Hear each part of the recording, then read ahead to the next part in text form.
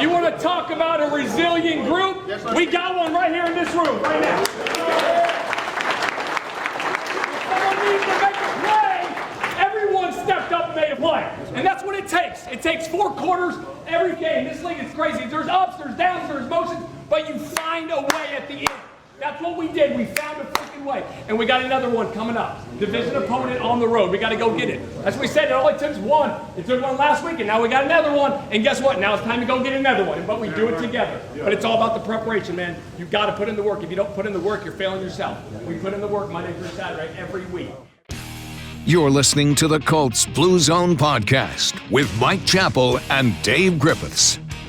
Hello and welcome to the Colts Blue Zone Podcast. I'm Matt Adams with the game recap for the Week 4 matchup between the Indianapolis Colts and the Pittsburgh Steelers, with the Colts coming out on top 27-24 in a game that got a little bit closer at the end than probably any of us would have liked. But you know what? The key takeaway here is an 0-2 football team is now 2-2.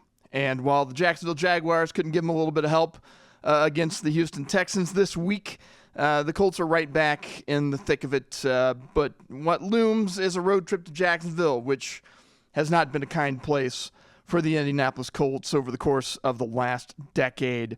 A couple headlines from this one: Anthony Richardson hurt again. Talk about a little bit more about that.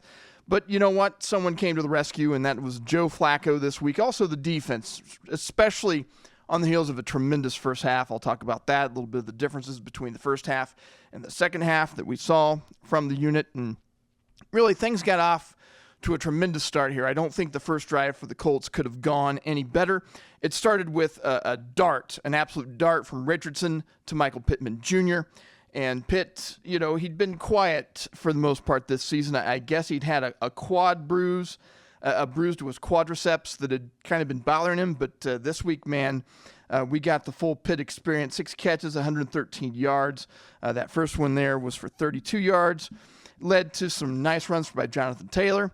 We had a designed quarterback run for Richardson on this drive that picked up a key first down on a 3rd and 6. And those are the kinds of things that you like to see the Colts use Richardson for.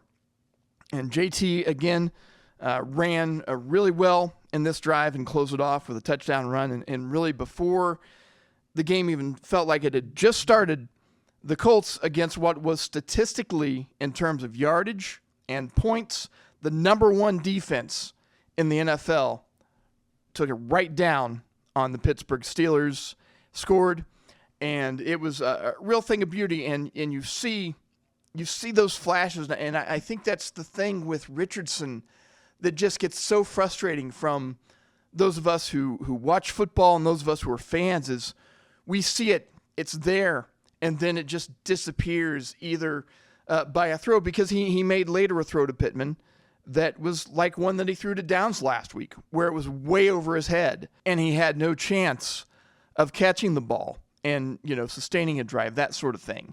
But then you see the throw that he made to Pittman, and you see the run that he made on 3rd and 6, you know, where he protected himself and he picked up the first down. And that's what you want to see. That's the vision for this Colts offense, with Taylor in there as well in the mix and running strong. That's what this offense can be. So, you know, and the Colts faced a lot of adversity in this game. They were missing Ryan Kelly, their starting center, longtime Colt. They had Tanner Bortolini anchoring the middle of that offensive line. And you know, from the layman's perspective, he looked pretty good to me. Finishing blocks and just doing his job there in the center of a line. And a lot of credit goes to you know, the coaching staff for getting him prepped. But, you know, Ryan Kelly's not finished yet. He's not done with his career, but he's on the downside of his career. Who knows, you know, maybe a few more years left. And the Colts drafted Bortolini because they thought he had some upside and that he'd be a versatile guy that they could use in the interior of the line. And, you know, so far, so good for a first career start. He was really excited when the Colts scored their first touchdown. I don't know if you saw the video of him, you know, running down the sidelines, high-fiving people and just being very excited about it. And you just love to see it. Now, the Colts then shut the door, forced a punt, I guess I should say, on the Steelers on their first drive. It should have been a 3-and-out. because Isaiah Land came off the left side and just blew up Justin Fields on the play. And it happened so fast that, what they ended up calling roughing the passer. The Colts defense ended up holding, and they forced Pittsburgh into a punt on the drive. But it should have been, they should have gotten the ball in a little bit better field position, because that sack should have counted in, by most accounts. But, it's one of those things, we've seen it time and time again. When you hit the quarterback, when you blow up the quarterback, you hit him big and drive him into the turf, you're going to get a flag almost every time. Now, if you've watched a few of the NFL broadcasts, you've probably heard Gene Steratore.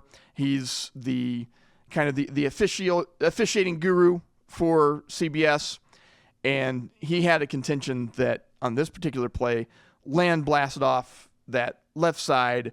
There was nowhere for him to go, nowhere for Justin Fields to go, and that probably wasn't one that he would have the officials in retrospect would, kind of regret that they threw that flag. And I know that on Colts Twitter, anyway, people were losing their minds over that hit, basically saying Isaiah Land was flagged for tackling a guy. And that's kind of how it felt, He exploded off that line and he hit Fields in the chest. And then, it's so tough for the defenders, whether you're talking about the secondary, you're talking about pass rushers on the quarterback, just, kind of the no contact things, don't hit them hard, that sort of thing for player safety makes it really, really difficult, because really Isaiah Land's only recourse in that particular situation is to run up on Justin Fields and hug him, because that's how fast he came off the line, how badly he beat the defense on that play, and he just got right to him, and it was an unfortunate call. But again, it didn't end up costing the Colts, cost them some field position, you could argue, but it didn't end up costing them like points or anything like that, because they were able to force a punt. Next drive, Colts were able to get another touchdown, but this is where we ran into some problems, because Richardson went on a scramble and picked up 14 or 15 yards, something along there, and he got hit in the hip by Minkah Fitzpatrick. He lost the ball, thanks to Tanner Bortolini, I believe was the guy who recovered the fumble for the Colts, so that was able to keep the drive up. But Richardson had to come out, and then Joe Flacco came in. And after a couple plays, Richardson came back in. They'd gotten inside the red zone, down to like the 5-yard line or so. And when Richardson came back in, the next play, the Colts called a read option. And the read option, the read that Richardson made was, I'm going to run to the outside. And they kind of did a half slide, and Minkah Fitzpatrick hit him again. And after that, Richardson was just like, there's something wrong with the hip. So, he came off the field again, but this time he went to the locker room, and he didn't end up returning into the game, although it kind of looked like, maybe the Colts wanted him to. But they put the game in the capable hands of Joe Flacco.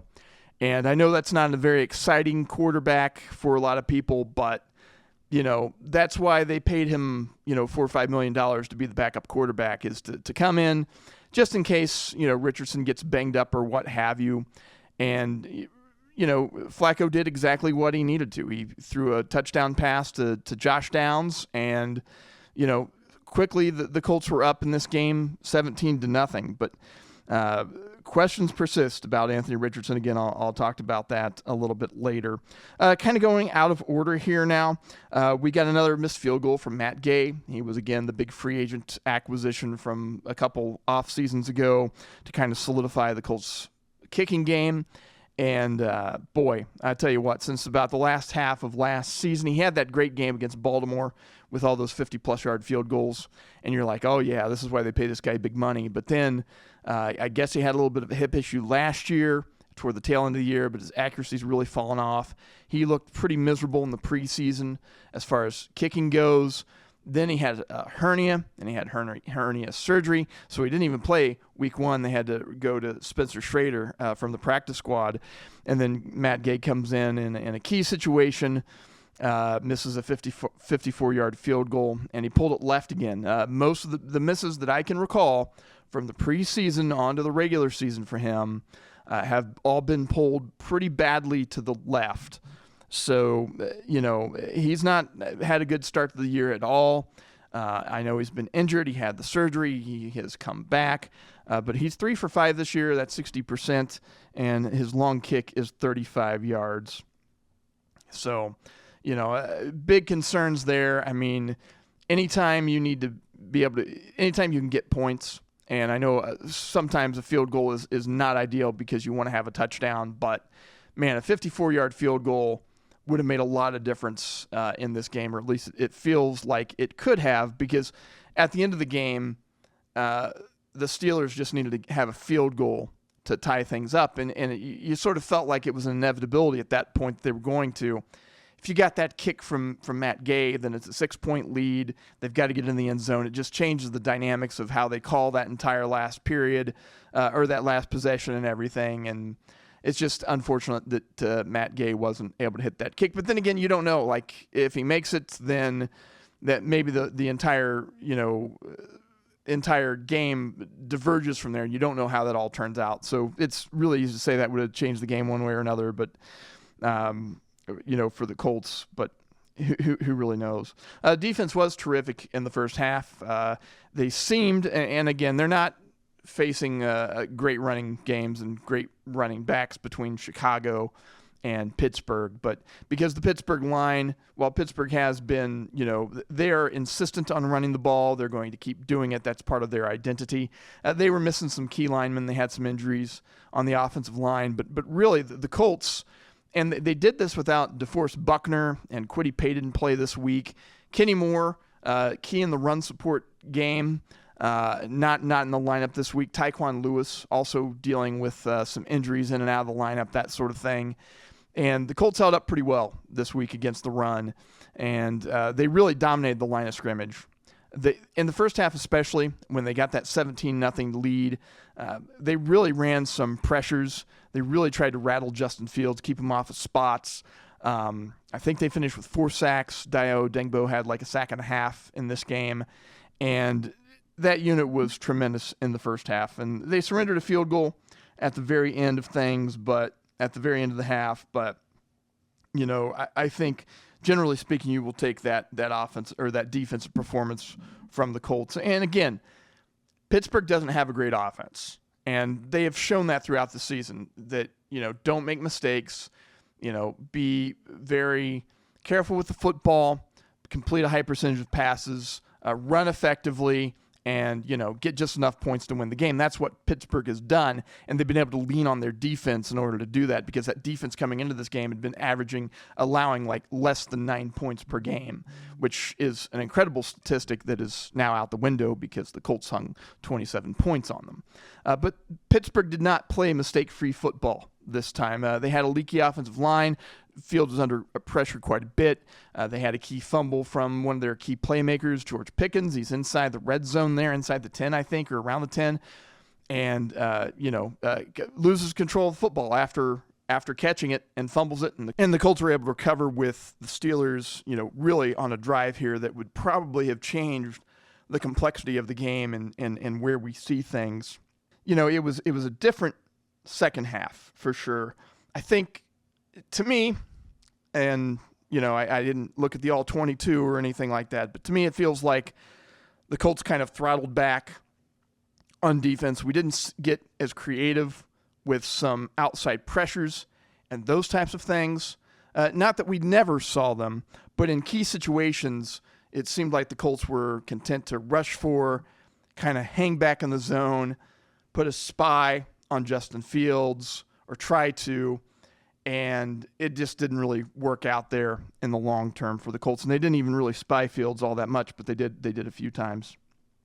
In the first half drives for Pittsburgh, punt, turnover on downs, and just Pittsburgh went for it on a 4th and short. Zaire Franklin just blew up that play, got into Fields, stopped him from getting any forward progress, and that led to a turnover on downs. So really nice play there by the defense. After that, it was a punt, a fumble, the Pickens fumble that I mentioned, and then the field goal at the end of the half. So as you can see by the fumble and the field goal, by the end of that first half, Pittsburgh had started to move the ball against the Colts a little bit. In the second half, their drives were a punt, fumble, and then touchdown, touchdown, touchdown, and turnover on downs.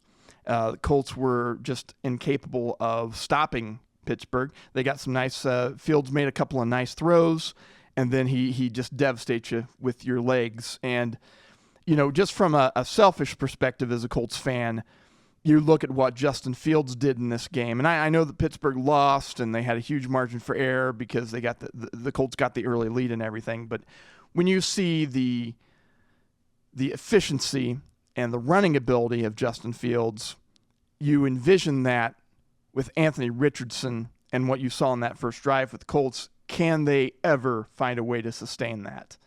Because if they do, then if he can improve on the accuracy and those sort of things, then the Colts are legitimately a scary offense with a lot of playmakers out there between Jonathan Taylor and Michael Pittman Jr. and Josh Downs and Alec Pierce and A.D. Mitchell, who at some point will make a big play for the team, but just hasn't quite come together yet. But he's almost there. Defense did force a couple of turnovers. We had the fumble by Pickens that I mentioned, and then that was key because that stopped them from scoring on what was a long drive there. And then Chris Lamons came in on a blitz in the third quarter, and off the edge there from the secondary. Justin Fields, he was right in Justin Fields' face. Fields tried to get away from him. Then he slipped on the turf. As he slipped, he lost control of the football, and then the Colts were able to recover. And, again, just a really nice call by the Colts. They were aggressive there, and then they forced Fields into a turnover. And unfortunately, that one led to the Matt Gay missed field goal, so it didn't end up, didn't have much of a dividend for the Colts there. But still, anytime you can get a turnover and stop the other team, you're definitely going to take that, and the Colts definitely did there. And one of my friends here at work is a Bears fan. And so he watched Justin Fields play for a couple years there for Chicago. And, he said that was just the most frustrating thing about Fields is just that tantalizing nature where, he'll create big plays with his feet. He'll make a big throw. And then it just always seems like the big mistake is just around the corner. It's just going to come. And he said that play for Pittsburgh where he lost his, he slipped on the turf or whatever and lost control of the football is just kind of emblematic of what he went through as a Bears fan. So, I guess I'm sorry about that, but that's the way it goes. So anyway, in the end, the Colts come out on top 27-24. A little interesting there, a little too interesting, I think, because it really looked like the Colts were going to dominate this game. But, it's always, the margin's almost always close in the NFL. And the Colts, they came kind of close in week 1 against the Texans and couldn't pull it off because they had so many defensive struggles. They were not really in the game against the Packers yet. It was a one-score game against the Packers, and they were on the short end of that one. They eked out a win last week against the Bears, and then they eke out another one this week against Pittsburgh. This week pretty tough, too, because they were missing some key personnel. No DeForest Buckner, no Kwity Paye, no Kenny Moore on defense. Ryan Kelly was out at center. And then we had Braden Smith, who was on the injury report this week. He played, but he had a tough assignment against T.J. Watt, who didn't have a great game against the Colts, so they were able to execute their game plan there. Tyquan Lewis was kind of in and out of the game with some various injuries, and then we had both Anthony Richardson and Jonathan Taylor both leave the game due to injuries. Now, we've seen JT not get used late in game situations for one reason or another and see Trey Sermon in there. This week it did seem to be injury-related, where in weeks past it had been, well, we want to get Trey Sermon some reps, or the general idea is that Sermon's a little bit better on pass protection than JT, so that's why they use him in those situations. But again, long and short of it, yeah, big lead, got a little close at the end, but the Colts were resilient, and they were able to win. Let's hear from head coach Shane Steichen. Injury update. Obviously, AR's got a hip, JT had an ankle, and Tyquan elbow. Great team win. I'll tell you what, the guys were resilient all the way through. Took all 4 quarters. We knew it was going to be a fist fight going against those guys, a damn good football team. But to come out and finish the way we did, our defense out there, getting the stop there to end the game was huge. Shane, just to get it out the way, what can you tell us about Anthony? I don't have it much for you, just a hip right now. I mean, he went in. Oh, I'm sorry. He came out. Yeah. Went right back in. Can you kind of walk us? What do you know about that situation? Yeah, felt good to go back in, ran the play, and then felt it a little bit more after that next play. So he felt the injury on the. He got hurt on the first play. Mm-hmm. Okay. Yeah, first play, and then he came back and said, "You good to go?" Boom. Yeah, came back in, and then he felt it again on the next one. He mentioned on the broadcast that he wanted to go back in. Then he went to you and said, "I'm good to go."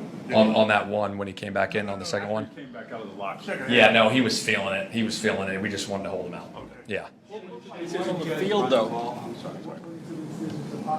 Run him on that play right back after he came back into the game. They went base defense. He said he felt good to go. So that was the look we had for it, and it felt it again. So Shane, it looked like you went on the field during that review of downs catch, and he went on like he was going to the huddle, and Flacco kind of stepped away as if they were changing spots. And yeah, no, he was just encouraging the guys. That's all he was doing. He was going out there and encouraging the team. I think the way Joe stepped in today, 2 touchdown passes. And Veteran presence, obviously. He's played a lot of football. Went in there and operated pretty darn good through 2 touchdowns, like you said. Moved the offense up and down the field. He did a nice job for us, for sure. Does today sort of show you why you have backups? I mean, you got 100%. 6 or 7 guys. 100%. You always want those guys just in case, something happens. Those guys can come in and operate. And he did that today for us. He did a hell of a job. that drive that ended with Drew Ogletree scoring. Yeah. What can you say about just his poise? I think it was 3 third downs, Yeah. 3rd longs. Yeah, no, it was big. That deal right there, what was it, 15 at the 15 or something? And, Drew was just getting a little chip on Watt there. We had a little mesh pattern going, and he was patient. They kind of zoned it and manned some of it, a little funky deal, and just stayed in the pocket and found the easy completion to Tree for the touchdown. So it's a hell of a play by him. You guys see a lot more time to talk about this, obviously, as the week goes on. But today's the day it happened, and Richardson on the play got hurt. Mm-hmm. He didn't slide. Have you talked to him about that at all? Have you looked at that yet? What do you know about the decision he made to fight for the yards there? Yeah, I'll go back and look at that tape. But obviously, we want him getting down on those situations. But there's some situations where it is kind of awkward and guys are coming around, and sometimes you don't have time to slide. So I'll go back and look at the film on that one. Did you guys come in, with the idea of running him more? It seemed like he ran earlier this week than the previous few. Yeah, we had some third down stuff there. We obviously popped a third down run for 8 yards there, which did some good things. And again, all these quarterback runs, it just depends on what the defense does, right? He could have 10 carries in a game. He could have 5, depending on what the defense does. And obviously, if we have our design QB runs where they're called for him, there's no read involved, he'll keep it. First 2 weeks of the season, you played from behind a lot, and I just playing with a lead. How has that changed the dynamics for you the last couple of weeks? It's good. I think you still want to be aggressive though with the lead. Talking to Tony Dungy, when I got hired, just still being aggressive even with the lead, not taking your foot off the gas until a certain moment in the game. Learning that from him, so I won't get into the moment when that happens. But you still want to be aggressive there. And I thought our guys shoot all game. I mean, there's some back and forth, obviously, but to get that 17-0 lead, and obviously they got back into it a little bit, but our guys, we found a way to win. That's the National Football League. How do you feel like Tanner Bortolini came out of that game? Great. Gosh, I can't wait to watch the film. I was excited for him getting his opportunity in there to go play. I remember he was running off like a kid in a candy store on that first touchdown, that first drive. He was so happy. So it was awesome to see that, and he battled his tail off for sure. How does it just speak to Tony's room that you can slide a guy in, on game day, and he can be as successful as he was today? Yeah, it speaks volumes. It speaks volumes. That we talk about all the time, that unit being a tight-knit unit, next guy up, and for him to come in his first game, rookie, and to play the way he did and to move the ball the way the offense did was awesome to see. Matt Gay missed another field goal wide left. It was a long field goal. Yeah. Any concerns there with him moving forward? Yeah, obviously, we want to make the kicks, but he came back and had a big-time make right there at the end. But, yeah, we got to make the kicks. 113 for The third down to Drew was third down. And on that drive, I think Joe was 3 for 3 on third. Is that maybe what he brings to the offense? Obviously, he had some big-time throws there. I know he hit Pitt like on a little 7-stop. Obviously, we had the other one. He had the one to downs. Yeah, I mean, he did a good job on those third downs. Did a nice job. 6 for 113 for Pitt. What does a game like this do for your offense, and did he do anything differently this week that kind of gave him the ability to have obviously, we hit the big one to open the game to him. Anthony hit him on the big one, and then we hit another big one to him. I think he had, over 100 in the first half, right? Yeah, 100 in the first half. So hitting those big chunks obviously help and get the momentum going. He had a hell of a game. Downs, I think he had 8 for something too. It's great to see that. He had a big-time play there at the end, breaking out and then making the guy miss to get the first down. Was a big-time play by Downs as well. Mixed emotions and all you won the game, that's obviously the goal, but your quarterback went out again. Yeah. What are your emotions like? Yeah, no, it's tough. Obviously, we'll see how the week goes, but we want him out there, obviously, for sure. What do you think about the way he started? I mean, he didn't play long, but he made was a on couple plays, fire. right? Yeah. He was on fire to start the game, So, obviously, see how the week goes, and hopefully get him back and keep that momentum going. I don't know if you mentioned Jonathan Taylor, the injuries. Was he available late in that game? No, he had the ankle. That's why you didn't see him. Yeah. That was head coach Shane Steichen after the team's 27-24 win over the Pittsburgh Steelers on Sunday. Great team win, according to Steichen. He talked a little bit about Anthony Richardson's injury. Appears to be a hip injury. I've seen some reports that it might have been a hip pointer, which those are not fun to have. You see them frequently in football and sports in general, so we'll see the severity of that. Hopefully it's not too bad. To me, I wonder, and this is just speculation on my part, but I wonder if the Colts felt when Richardson was hurt there and he had jogged out of the locker room after being pulled from the game the second time, and I think he had the intention that he was going to try to play, and I think that's kind of what everybody expected, but I don't know if they were just like, we're up by 17 here, we've got a veteran quarterback in Joe Flacco running things. If we can just, get a couple of drives here and hold serve, we'll be able to win this game. There's no reason to risk a major injury. That was kind of my thoughts on it. But as you heard Steichen say, Richardson was kind of feeling it. He was feeling that injury, and he just kind of felt like he wasn't going to be able to come back and play because it was still sore. So, that's also fine. I do question. And a lot of people question whether it's national pundits, whether it's fans. After he went out of the game the first time, you put him back in. The first call, because it's out of their base defensive look, was to do a read option. And when you do a read option, you're going to have a 50-50 on whether or not you're going to hand that ball off or you're going to take off. You're reading the defensive player on the edge. And in this case, Richardson decided to take it. He took another hit, and then he left the game for good. So, I do have I do wonder a little bit about that. You don't want to limit your playbook.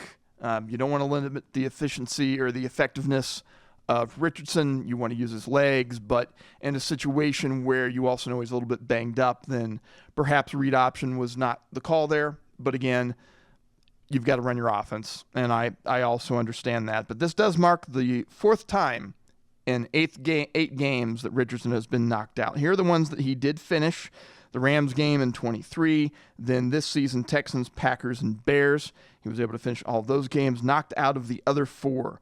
And that would be the Texans, the Jaguars, the Titans, and then the Steelers game. Of course, the Titans game was a season ender. The Texans game, he suffered a concussion that forced him to miss the Baltimore game. And then Jacksonville, he played the bulk of that game last year, but toward the end, he had kind of banged up his knee or his leg a little bit and needed to leave the game, and so Minshew had to finish that one out. So the Colts turned to Joe Flacco, and Flacco, delivered a pretty good game for the Colts. Finished 16 of 26 for 168 yards, a couple of touchdowns. No interceptions. He got sacked a couple of times, but we didn't have any fumbles. The Colts didn't have a turnover in this game. They were +2 on the turnover side. And so, that is what you want from your backup quarterback. Come in, steady the ship. Was he super productive all the time? No, because at one point I think the Colts had a few punts and a missed field goal consisting of their drives. But you know what? When they needed touchdowns, a touchdown in that second half, they were able to get it. When they needed a field goal to give them a little breathing room, they were able to get it. And on the touchdown drive especially, Flacco was pretty good. Mr. Third Down, you might say. He converted a 3rd and 10 to Pittman, a 3rd and 7 to Downs, and then the touchdown pass to Drew Ogletree, remember that guy, came on a 3rd down as well. So pretty much money down there for Joe Flacco on a drive that the Colts really needed. And then on the field goal drive, it would have been nice if they'd gotten in the end zone, because then you could have pretty much shut the door on this thing. But they got the field goal. He was able to convert a 3rd and 7 to Josh Downs, although a lot of that was Downs, who made a just sick move near the sideline to juke out the defender and get that extra yardage that he needed to keep the drive alive. And that did result in the field goal, and that was the score differential in the game. So, that's why they signed Joe Flacco. You didn't really want to see him much this season, but, there he is. That's why he's there. Let's hear from the Colts' backup quarterback. Was that fun? It was. At the end, yeah. It was different. It definitely took a little bit of time for me to kind of just like settle down, and that's kind of what I kept telling myself. Just do the simple things, and it's definitely a different experience when you come in, when you come in like that. So. Was there something familiar though about seeing the Steelers on the other side of the ball? It's crazy, man. How many times I've played against them at this point. Big Ben was in the house today too. He saw him pregame, and Mike's over there. He'll be over there forever. So definitely a little bit of that familiarity, seeing those jerseys across the way. How satisfying. You had 3 third-down conversions. Yeah, the third down conversions, were huge. I think I hit Pitt on the first one.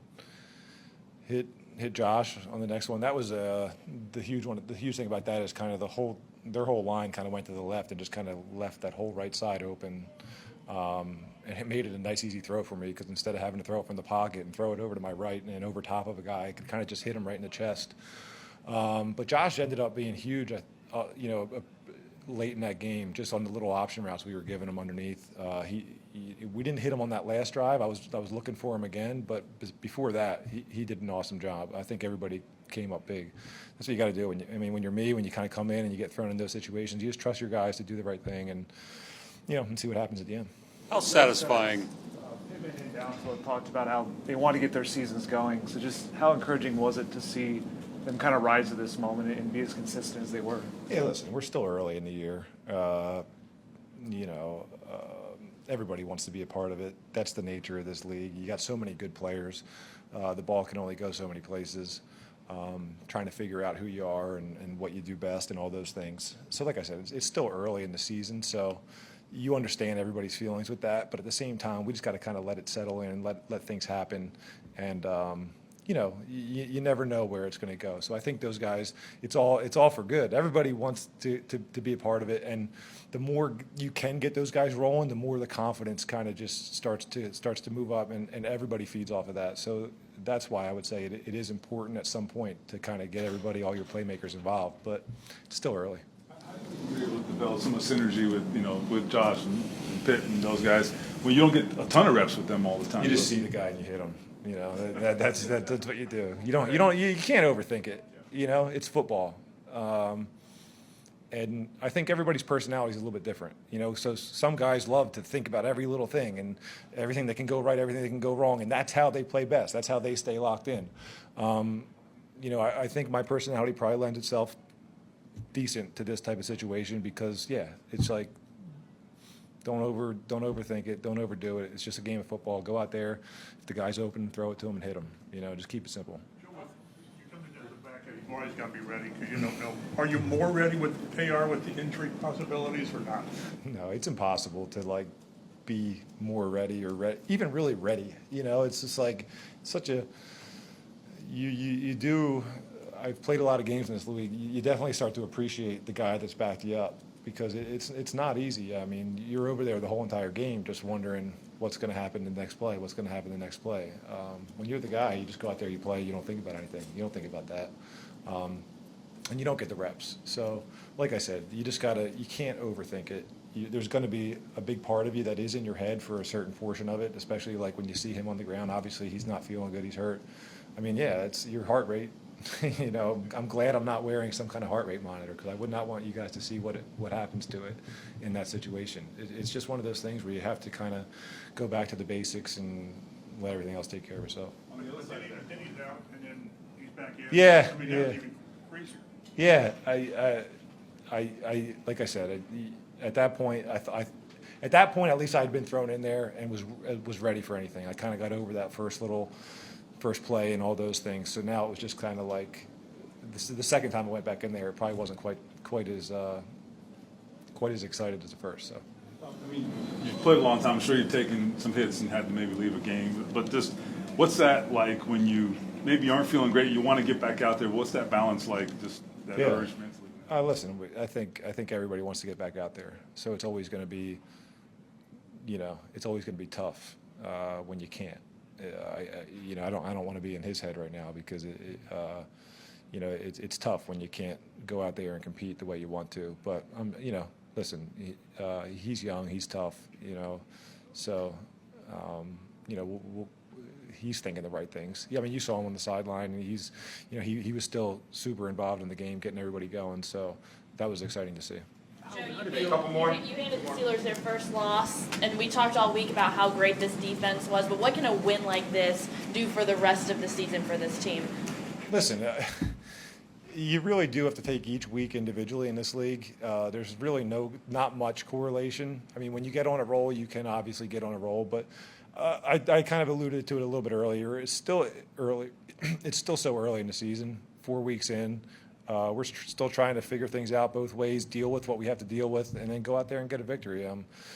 So there's definitely a positive when you get wins and you can stack them and guys start to feel confident because you will play better based off of that.